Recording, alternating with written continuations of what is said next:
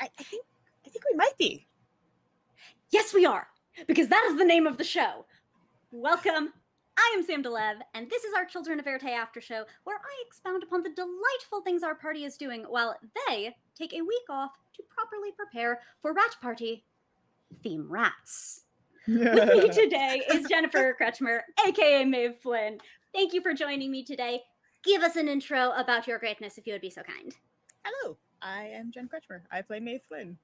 I do a bunch of other stuff. I'm a writer, I'm an actor, I'm a producer. I created the Accessibility and Gaming Resource Guide, and I am happy to be here. This is going to be a blast. And also, if you are watching this, you are in a place where you can go vote today. We have a VOD. Go do that. Come back. We'll be here. VOTE? VOTE. VOD. But before we could do any such thing or get this Rat Party started, Fey Magic has compelled me first to mention our sponsors. Idle Champions of the Forgotten Realms, you can type the code in chat for a free Electrum chest in-game, and Die Hard Dice. Use code Éarte at checkout for a 10% discount for your clicky-clacky math rock needs, as Jen is so beautifully demonstrating and modeling. We will be doing a giveaway in chat during the stream.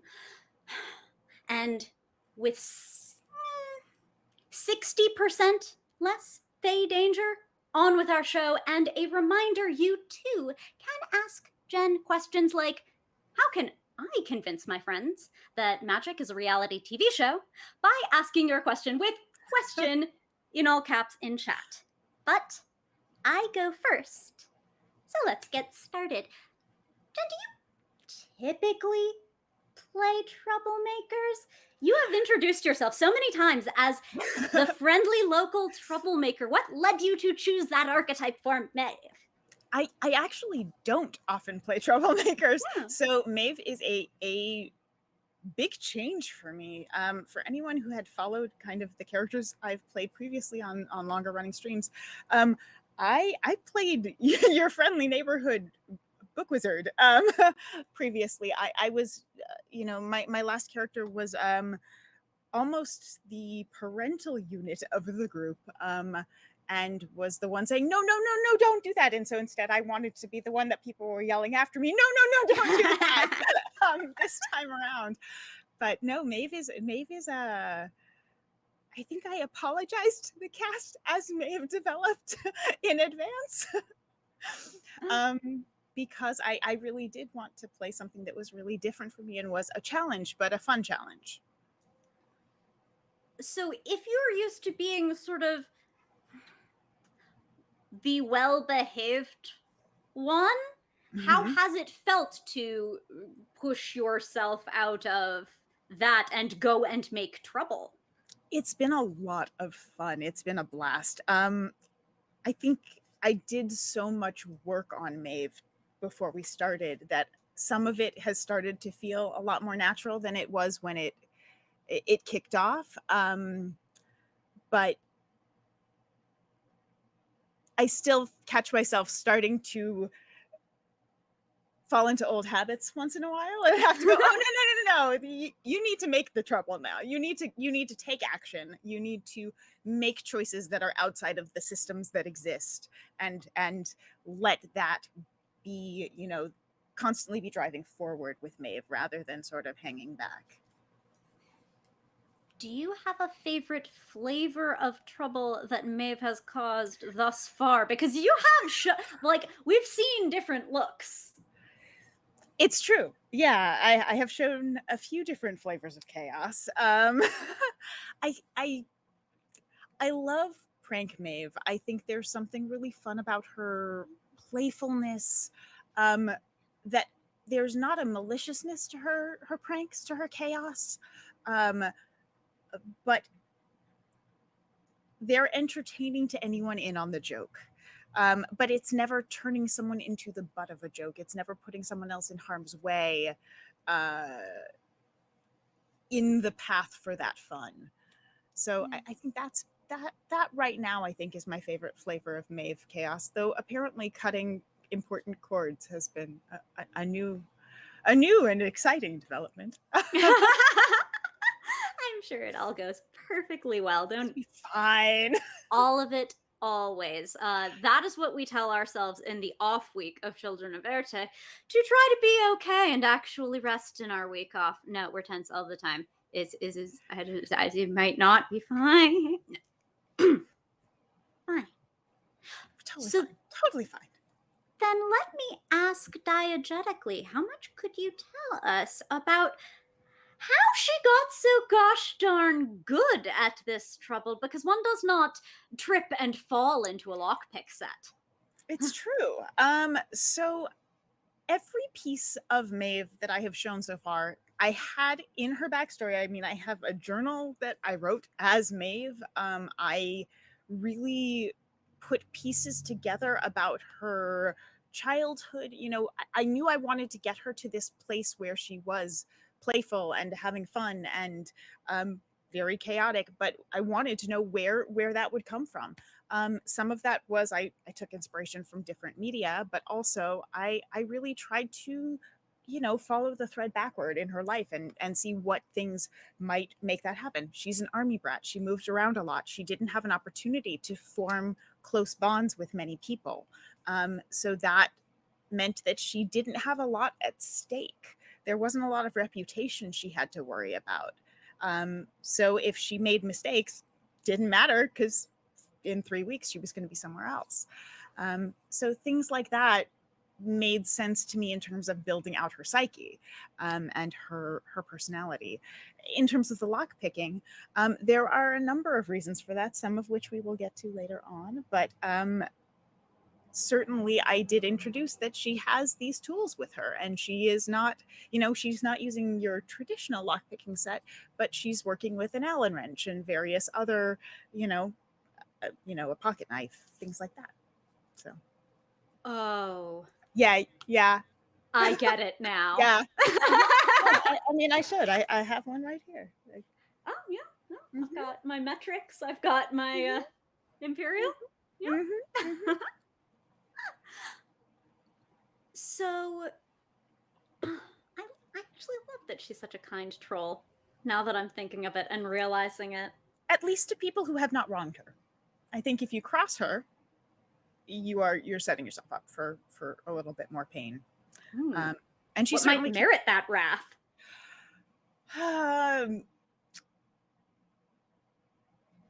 She doesn't like bullying. She doesn't abide bullies. She doesn't abide cruelty for the sake of cruelty. So I think seeing someone who is playing those jokes with more of a malicious intent, she wouldn't appreciate that in the same way. That's not funny anymore. And so those sorts of things certainly are things that she does not have much of a tolerance for it.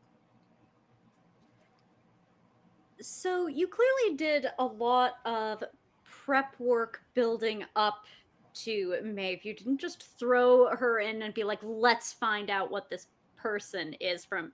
No one trips and falls into either a set of lockpicks or a journal of one's character. So actually, could you just tell me, like, what was the order of operations? How did you approach building Maeve?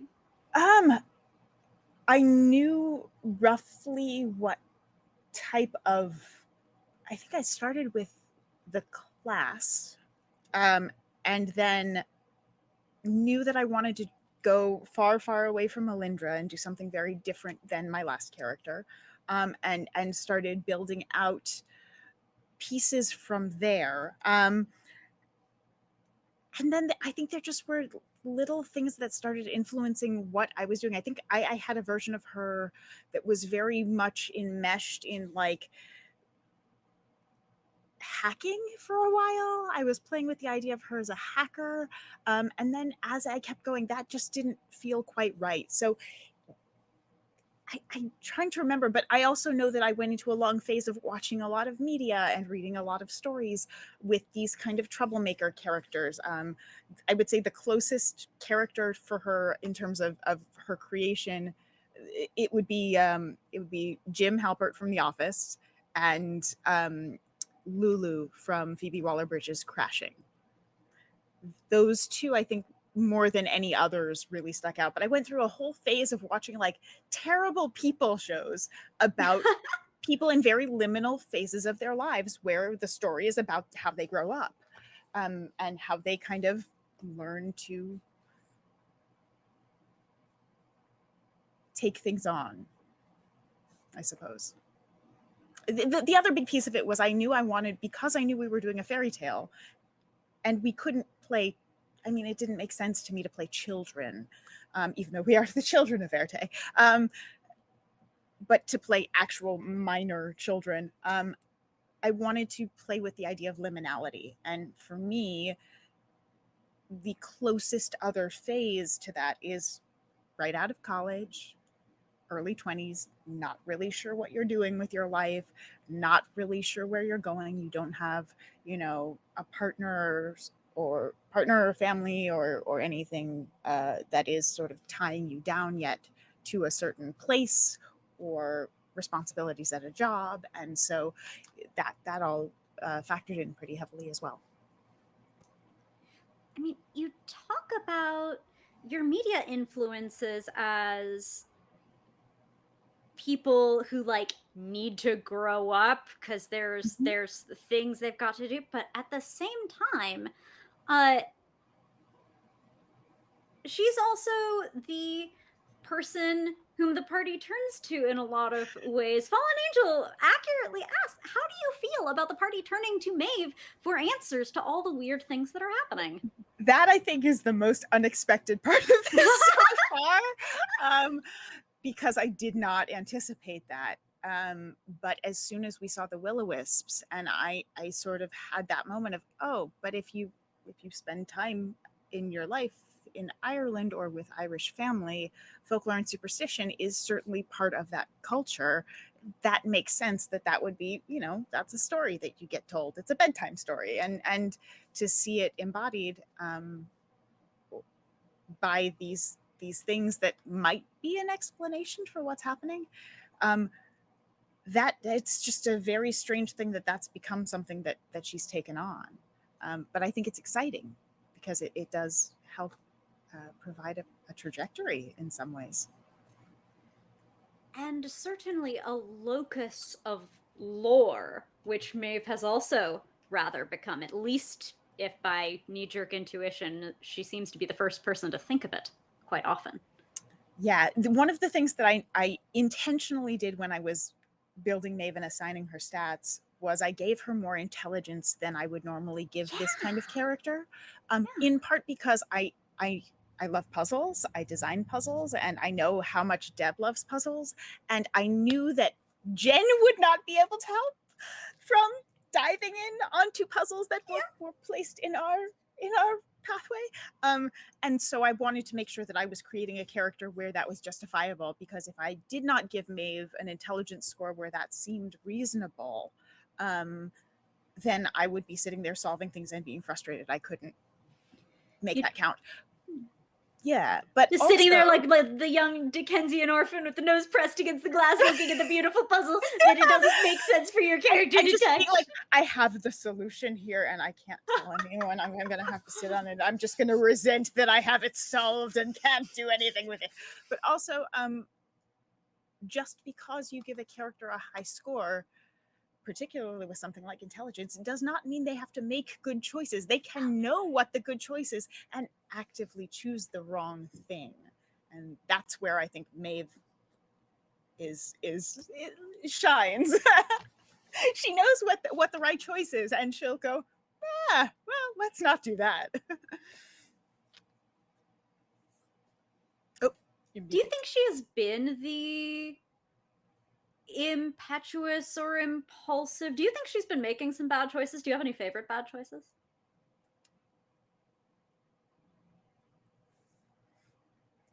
She seems dangerously sensible. I'm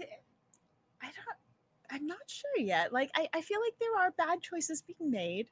I don't think we necessarily have been in situations where the stakes are even high enough for her to revert to that as a defense mechanism. Wolves, not enough. Got it. wolves might not be enough yet.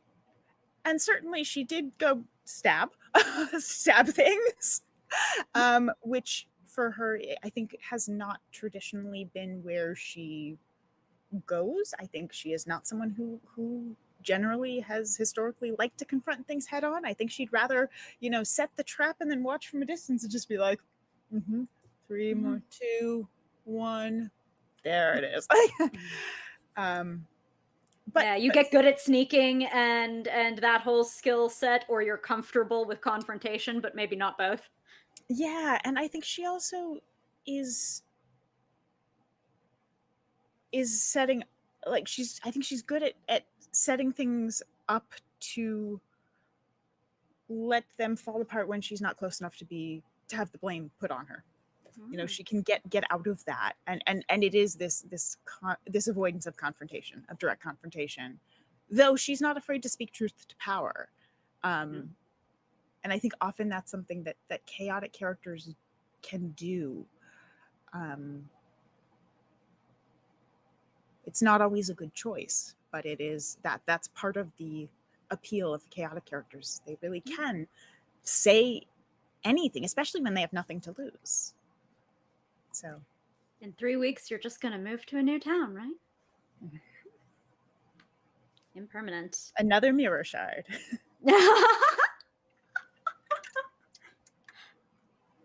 does Maeve feel about that overarching mission? She's certainly taken to the lore and found those parallels very often, but was she the superstitious type going in? What flipped that so quickly for her?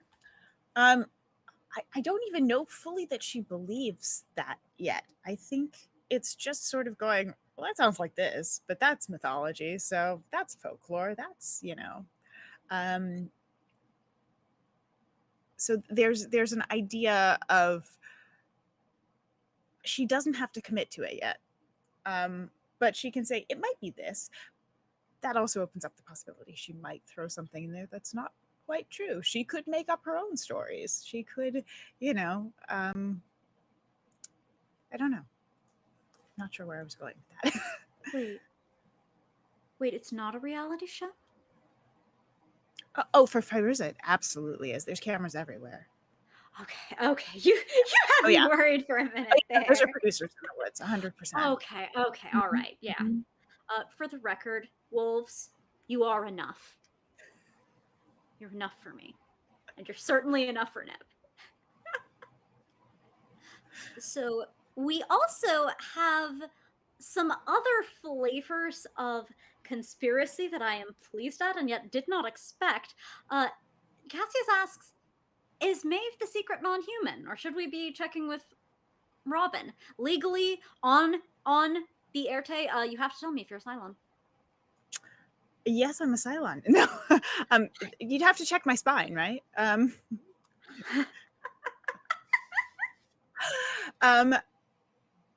I think for all of us, you'll have to wait and see. That's an ongoing process, right? We ourselves may not even be sure what's happening with things. We are in a world where things are unfurling for us and revealing themselves to us as we go. I don't know that any of us can escape this, direct encounter with magic and not come away with some sort of radioactivity, for lack of a better term. But whether that means that we are not human remains to be seen. So, continue extending the string along your cork boards, my sweet conspiracists. There is more to come. But let's perhaps talk about a little of that magic for Maeve. There is so much power in that nope. I love all of the flavoring of magic in Children of Éarte, but I really might love no most of all. Please tell me about no. Thank you. Yeah, Deb had talked to us about this idea of reflavoring spells or abilities in ways that were unique to our characters and that fit our experiences in the real world, perhaps. That maybe that these were sort of instinctive things we had done all of our lives that didn't necessarily pop as, oh, that's magic, but as something that just was a little quirky thing that happened sometimes. Things didn't, you managed to always duck a second before something flew over your head or whatever it was. Yeah, so for no, that was, I just knew that the idea was the forcefulness of it. And I remember this is a Mackenzie de Armas special because I was running a bunch of different names by Mackenzie for what I was thinking of calling it, and it was stay put, cool down, don't you dare, don't even think about it. I had a whole long list of different ideas around it, and Mackenzie said, "What about just no?" I went, "That's the one, done and done." But for the other spells, I did want it to kind of be the sort of thing that you would shout at someone if someone was coming at you. What would you say? No, I warned you to stay put. What else do I have? Don't touch me, creep. Yes, we got a good don't touch me creep lately. Yeah, there was a good don't touch me creep a couple of weeks ago. So yeah, things like that. Just sort of taking those and really making them unique to Maeve and her experience, both in the real world and then as we're getting more into this magical world we're in, sort of letting that suffuse things a little bit more, I think, is where we're headed. Can you give us a bit of a sense of how magic has been feeling for Maeve specifically to those powers? Like, is this just going to make her feel more unstoppable and shielded and rushing into more bad choices? How is magic feeling, not just the existence of it in the world and now we have to epistemically contend with this, but how does it feel to have it? Yeah, I think she's, to a certain extent, I think it has always felt out of control for her. These are things she would do when things felt out of control. And so I think there's something interesting about the idea that she is gaining control. And that there's empowerment in that, and there's strength in that, but there's also a steadiness in that. So that to me is interesting. I think she still is on the fence about what this whole magic thing is, and I think it's fun, but I think as she clarifies what that means for herself, so too will she have a better sense of how to use what she has lined up. As one gains experience, one could even say. One might say, yeah, just not as a casual term. Those points where one might gain some experience. Right, at some points in one's life, one might milestones, feel experience. Perhaps. Indeed. Indeed. And we're in a mine, so stones everywhere. Oh no! Cheers, indeed. Cheers. Happy Pride. Happy Pride. All right, so in talking about how you put Maeve together, you did one of the cleverest things one can do in a TTRPG, which is not only to play the game, but to play the GM, to make yourself a narratively appropriate vessel for puzzles and a puzzle-loving GM. I admit, I've never been good at puzzles. I thought I would like them, and I never have. And we talked with Deb a little about how she approaches making the puzzles for y'all. But as someone who has, we can see through the screen, just like Maeve loves the puzzles, Jen loves the puzzles. Mm-hmm. Tell me a little about how to puzzle. Teach us how puzzle. Well, actually, there's a video that Gabe Hicks and I did for Gish last year, We actually did 2 different lessons on puzzling. So there are 2 lessons on YouTube on the Gish playlist if you want to actually see like a step-by-step, here are some ways to puzzle. But I think for me, puzzles always need to be rooted in the story. They need to make sense for the story. I think a lot of DMs show up and go, I need a puzzle here, I'm going to put a puzzle here. And you're going, why would anyone in this particular dungeon want to put a puzzle here that they would have to solve every time they come through, you know, with the shifting solution? Like, this does not make any sense to the world that of the game. What architect put this here? Right. This is not think code. about the context of the world that it is in before so for me, I love that when puzzles are telling a story and furthering the story, but also make sense within the context of the story. So that is always where I start with a puzzle, is what's the story I want to tell? What piece of knowledge am I trying to impart? But also to make it clear to when I'm DMing to my players, you know, this is a puzzle. These are the pieces you need to have to start to solve this puzzle. You know, because so often people just won't give you the basic information about how to solve this, what you're asking for as a solution. You know, so clarity and those things makes it a lot of fun, but also to have ways around it if people don't like puzzles. How do you get hints? How do you, can you smash through the wall that has the puzzle on it instead of solving the puzzle? Is that a viable way to get through? And for me, generally, yeah, absolutely, because not everyone does like puzzles. It's not fun for everybody. And if a game's not fun, then something needs to shift in the game, because it's a game. It's supposed to be there for fun. Write it down. So on the playing side, when you start, when the puzzle Spidey starts getting to, you know, you can tell that there is going to be one here. You can like hear the GM start to Get the dopamine tingle. Yeah, you start to get the sense there's a puzzle in here somewhere. What are you thinking? Like, how do you approach that from the player's side and like breaking something down when you get the sense that there might be a puzzle in range? I mean, the first thing I will try and do is look around the space I'm in and use all of my character's senses to try and find any hints about this is the type of information and material you have at your disposal, and this is what is being presented to you as a thing to solve. So that sort of is where I start, is what is the most information I can have from what's around. What am I smelling? What do I taste? What do I feel? What does the ground sound like? What do the walls sound like?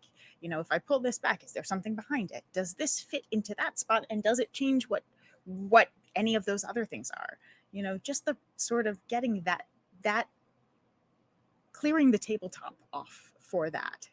And once I have that, then I can start assembling it and going, oh, this seems to fit with this. That looks like it goes there.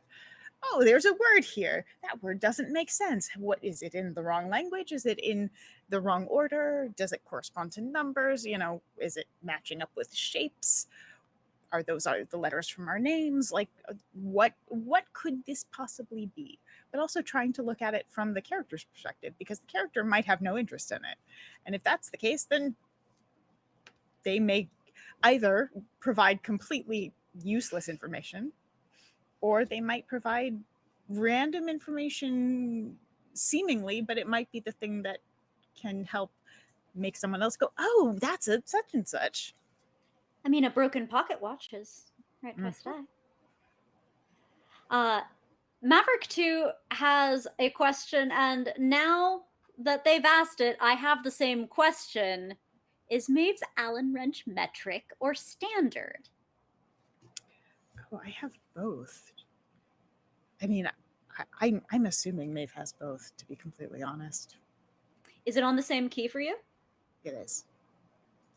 Got it. That's so we should talk Allen wrenches later. I don't have one on the same key. And I have the ones that you lose. Allen wrenches, people. Write them down. They're wonderful. They're wonderful. You get them in sets of 2. Yeah. And it also speaks to what I've certainly wanted to get into, and what Fallen Angel has asked as well. So Maeve has some great EDC.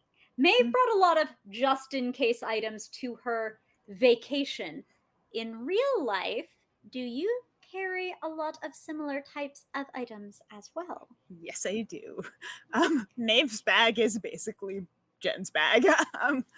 I am I have had to learn through my life how to be prepared for almost anything at almost any time, and not ever necessarily knowing what my day will look like, minute to minute, hour to hour. So having a ton of different things with me is sort of unfortunately in some ways, because it's a lot to bring around, but also I've streamlined it.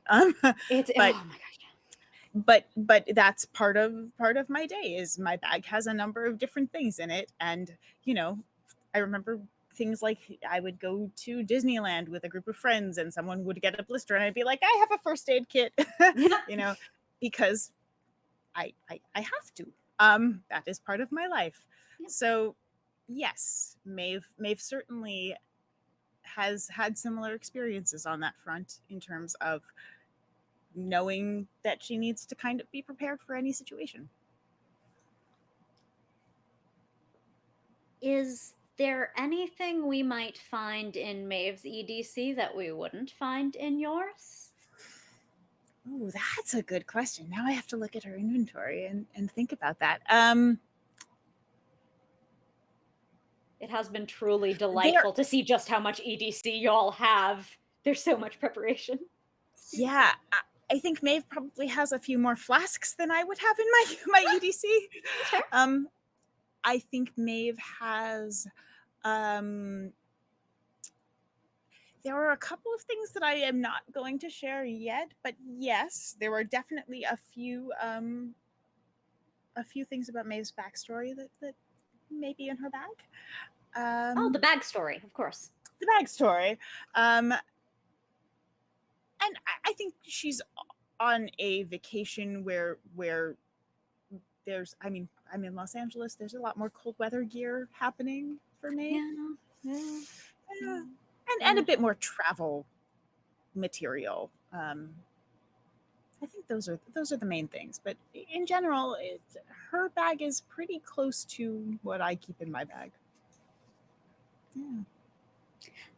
Well, the good news, dear chat, is that because Jen hasn't confirmed the precise things that are yet to be revealed that are in Maeve's bag that aren't in Jen's bag, we can assume that any outrageous item that Maeve shows is in fact in Jen's bag. I think that's the only reasonable conclusion we should It's take the away Mary from that line. Poppins. There's a lamp and a umbrella stand. I believe this when A TARDIS. inevitably oh my gosh, I used to, and then I couldn't find one that folded. Yeah, they've small got to make more enough. collapsible ones again. That was the older model. That was the Yeah, Type I mean, 4. but now they're so heavy too, and if I put It's anything true. too heavy on the back of my chair, she just tips over. Tips over. Yep. Know Tipsy. that feeling. Ah, I used to take pictures of her every time she tipped over. Oh no! That was the best thing. The first Comic-Con I ever did with my chair. I was so excited that I could carry everybody's stuff. I was like, give me all your stuff, put it in my backpack. Ooh, a I haven't been able dolly! to do that. I know in film school they teach, like, if you don't have a dolly, use a wheelchair, but what they don't realize is, hello, it still works. It works for us too. Not that I want to schlep at Comic-Con, I won't do this. No extra. As little gear as possible at Comic-Cons. But having talked about being prepared for all sorts of things and having outrageous things, no one thinks ahead of everything. And if Maeve prepared for magic, I certainly wouldn't have expected it. So, are there any items, Maverick 2 asks, that Maeve wishes she had thought ahead to bring? A different pair of pants for Silas. Okay, all right. You know what? Let's just get into it. We're gonna go there. Why poor Silas? Silas was condescending the first time Maeve met him. That's true. which immediately put her guard up. That's the thing that she'll sort of go, oh, you think you know better. Okay, let's see how this goes. And that immediately put her onto, I don't know what I'm going to need to be prepared to do here. And I don't know how far I'm going to need to take it. There's definitely also some like Matilda Wormwood rightful Love that poll. rightful vengeance. I do too. I love a Matilda poll always. Just so of course, wizard player. The lavender hair tonic. Oh, that kind of is. It was a will I need to go that far for him, and luckily that turned out not to be the case. But that was the initial thing. Was okay. Let's see where this goes. Let's wait this one out. Let's be prepared, but let's wait this one out and see. And so that was why Silas. Will he ever get his hat back? He will. Belfdoffel wants to know. He will, but not yet. I have plans for that hat first. Oh dear. Worlds quake when the troublemaker plans. I knew right away once I got it what I was doing with it too. Ooh. So this has been a long simmering. Does that happen for you a lot as a player? Like you'll pick something up on impulse and then it's like immediately now I know what to do, or do you just hang on to it and wait for revelation? A little of both. I am a pretty meticulous note taker just in general. I don't know how many pages of notes I have already for Éarte. I have 18 pages of notes so far for the show. But like you do. But I do like to be able to go back and reference things, and in terms of items, in terms of things like that. Yeah, I think having them and sort of once in a while reviewing what we have and going, oh, that could be a thing I do this with, or that could be another tool for this. Some things obviously you're never going to pay off, but there are definitely also moments where you're like, this I know what I want this to do in life. You, my friend, have a purpose. I will pocket this for later. Silas, your hat is filled with glorious purpose. Yeah, so much purpose. All right, I'm going to pull one from a bit of a stranger to this show on Alicia Marie. Who? Of some description. I think I have that right. I'm sorry, chat. You know, chat names. It's classic. But this stranger to Éarte asks, has Maeve changed at all from how you imagined her when you first started? Meaning, has she surprised you and gone off in a different direction than you originally planned? Absolutely. Certainly I never expected to be the person that people were turning to for information. That truly has completely caught me off guard. But I think conceptually she's changed quite a bit. I think she's gotten progressively. I think some of the playfulness that I expected her to have and some of the chaos energy has shifted a little bit with her. I think some of it is a little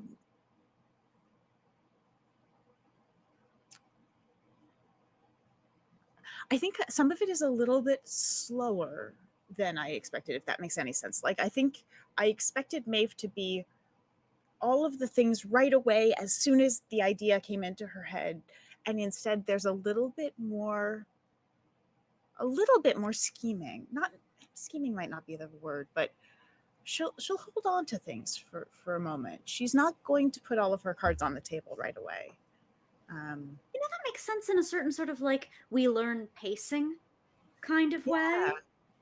Now that I'm thinking about it. Yeah. So that I think there were things that I expected to come up by now or earlier that haven't. There were things that have come up that I didn't expect. So yeah, that I think the rhythm has shifted a little. but some of that is in part because I have such phenomenal castmates who, you know, we all are working together so hard to tell this story in the best way possible, and really we love these characters. We talk about these characters endlessly out of game, and are talking about the game and plotting and scheming, and you know, really worked together to create characters that are complementary to one another.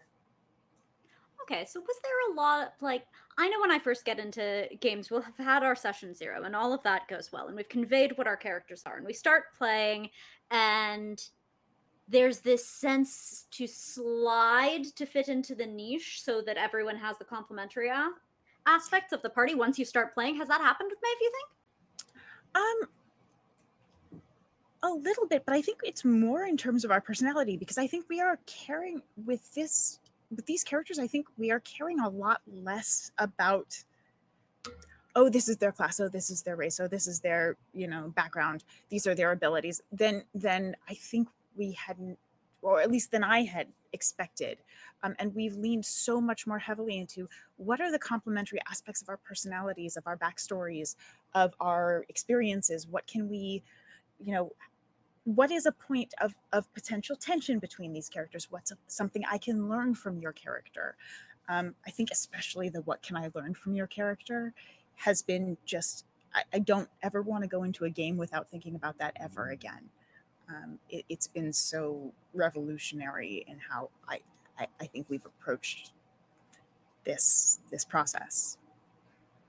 What do you want Maeve to learn? Because obviously what Maeve wants to learn might be wholly different. Yeah, And altogether more and dangerous. I sort of have a sense of what I think I want Maeve's journey to be, but I also am wide open to whatever happens, and that completely could shift. And Maeve is such a wild card that, you know, you put the wrong thing in front of her and she's just going to be off following that path.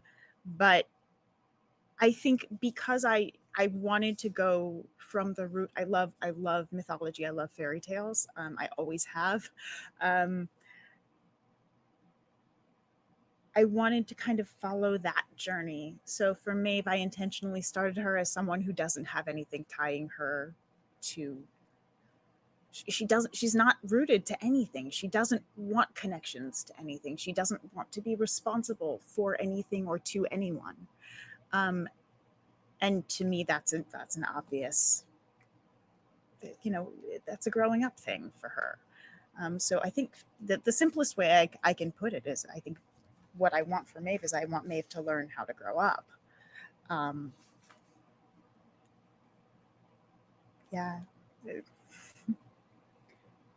Well, since you mentioned connections, the fallen angel points out that you recognized Fairuza, but she didn't recognize you. Did this surprise you? No. Maeve worked in the mailroom. Mm-hmm. Maeve had a low-level, unimportant, low responsibility job. And Fairuza is a high-powered, important attorney. That was by design for me. I wanted this idea that Maeve could kind of slip through the cracks unnoticed at this very powerful place. And that means you have access to information. It means you have access to people, but they don't necessarily remember your face. Again, it's that distancing from responsibility, that distancing from culpability. So no, I don't think Maeve was surprised at all. And I think Maeve was relieved, honestly, that Fairuza had not recognized her. It's going to be interesting if that ever comes out, though. Remember, chat, tampering with mail is a federal crime, especially if you're caught. Truth. But they can pay you to do it if you work in a mailroom. Remember, On the Éarte is not liable for any crimes that chat may or may not commit, and if you do commit any crimes, do not ever confess to them on the internet, unless, of course, you're in the hot seat, as Jen is this evening. Then, you know, please give us spoilers. of all of your crimes. So Rip Guardian actually asked some actual backstory question for Jennifer. What was your first experience that got you into tabletop RPG play? And we haven't had a lot of conversation to that end, so I don't know that backstory either, and I get to just selfishly ask the question because it interests me. Yeah, I started my senior year of high school with a group of friends. I was fortunate enough to start with a group of theater nerd friends. Ironically, we met doing a production of Taming of the Shrew, which is what Deborah is working on right now.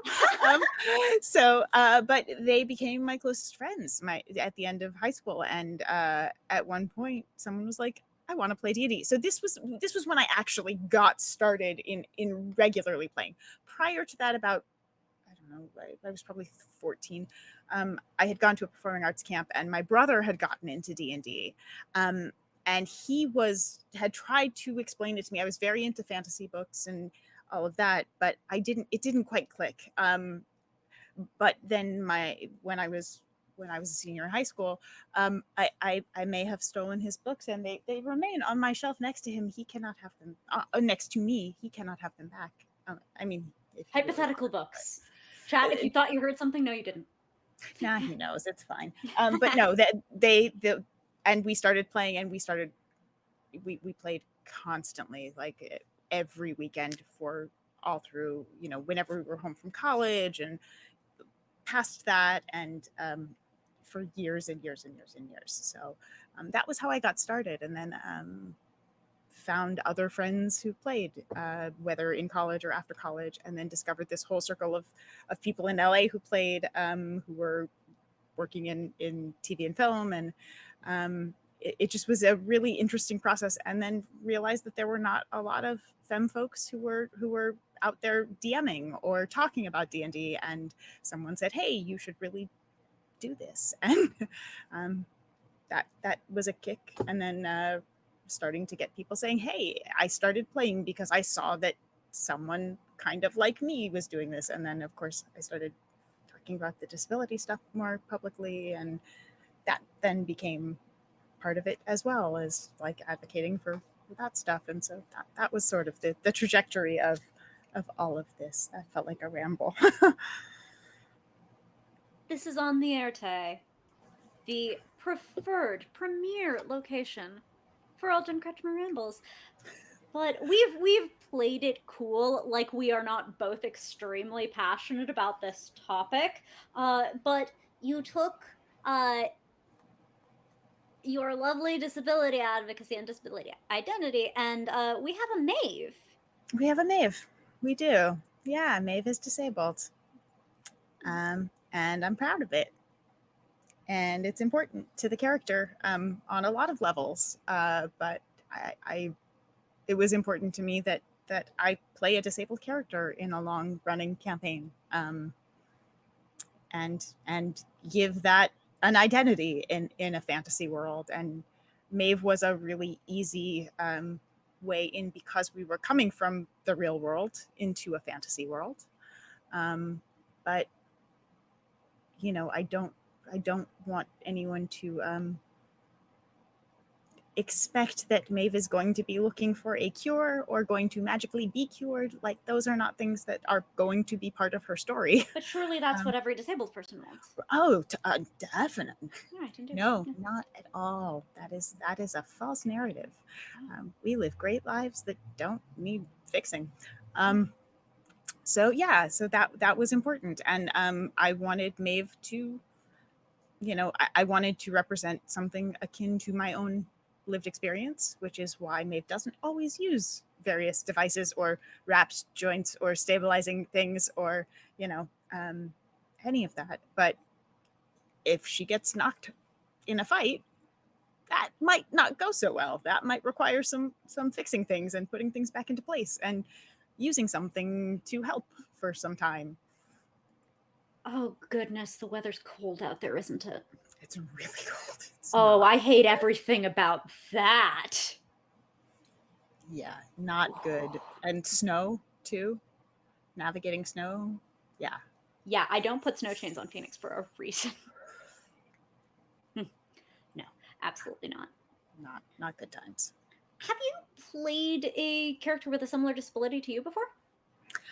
I have, and I started working on sort of ways to represent disability in tabletop 6 or 7 years ago, maybe even more than that now, and had started to kind of work on a book. And then the Fate Accessibility Toolkit came out, and I was like, oh, you did all of the amazing things. I can pause what I'm working on because this exists.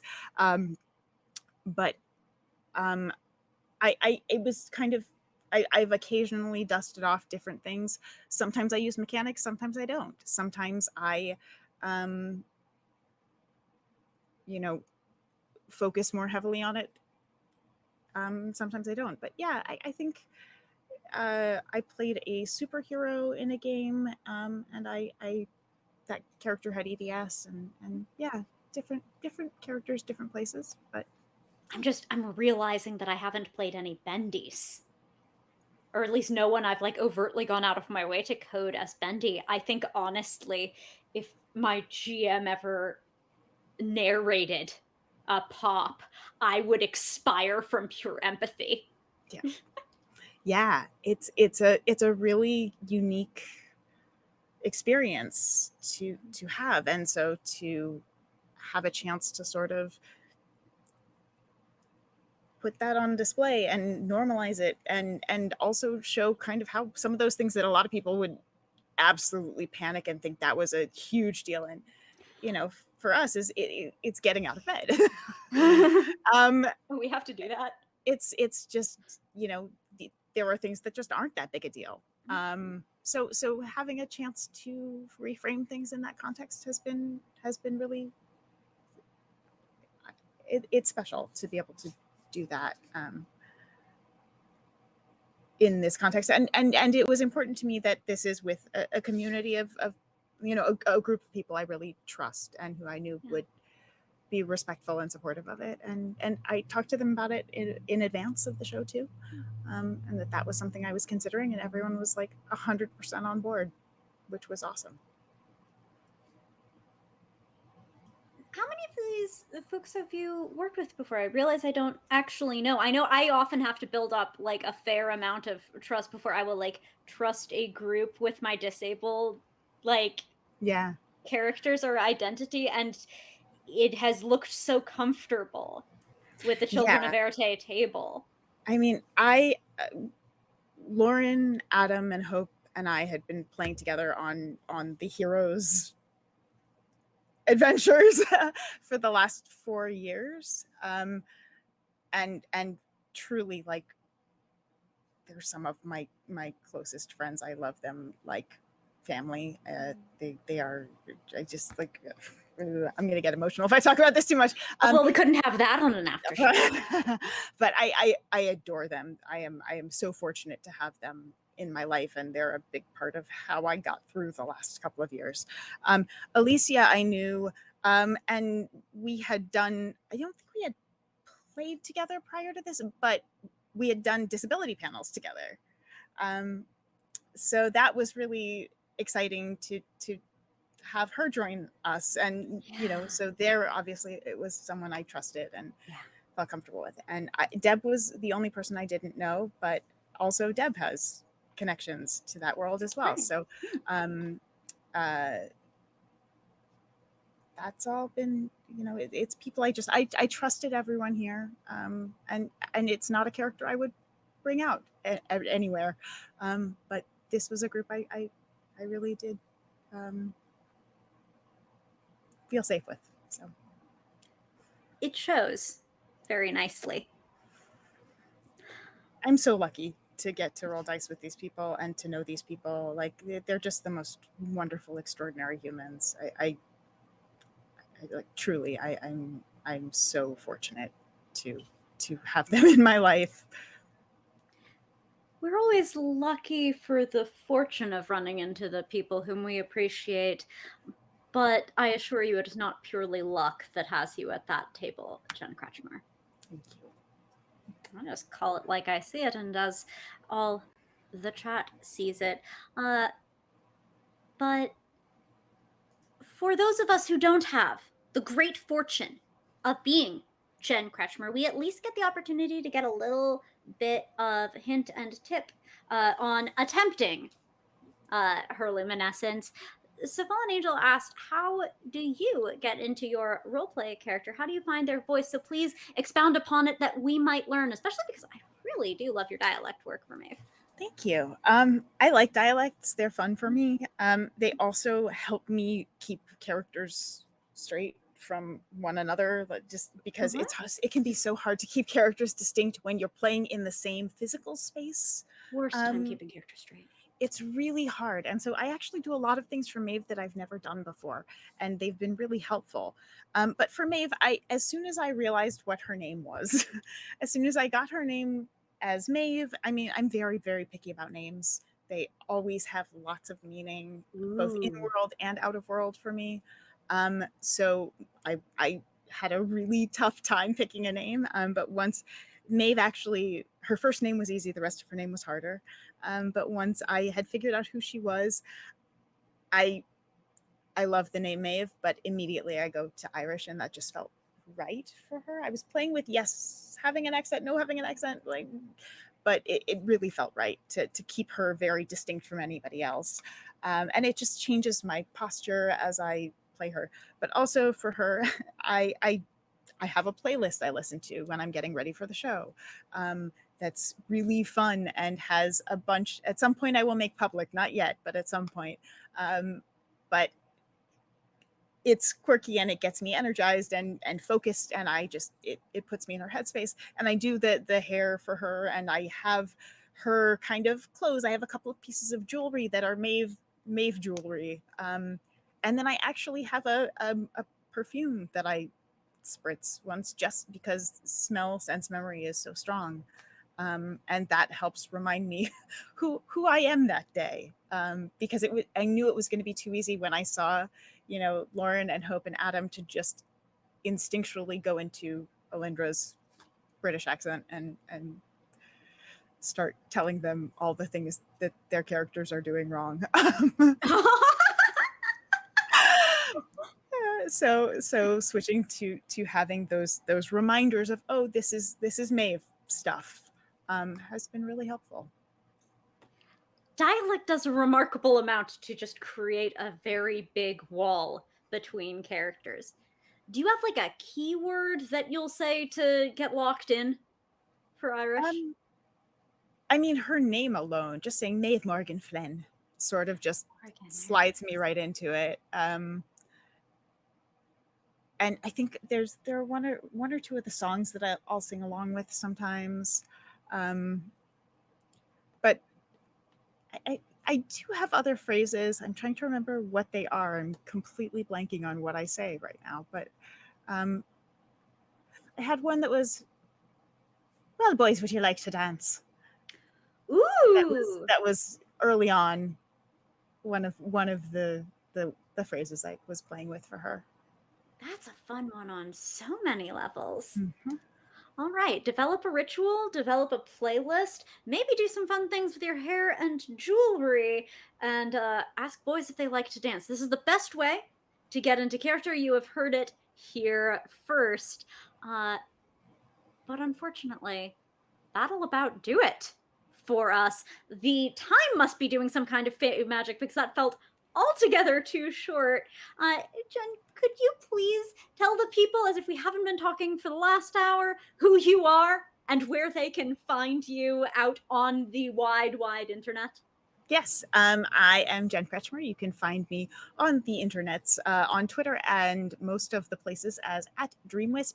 You can find me streaming on Twitch as DreamWispJen, and I, on Tuesdays, will normally be Maeve Morgan Flynn, your friendly neighborhood troublemaker. Indeed, don't forget to tune in here at Demiplane RPG at the same Rat Party time, same Rat Party channel, Theme Rats. For the continuation of Children of Éarte, thank you again so much, Jen, and until next time, we're going off the Éarte.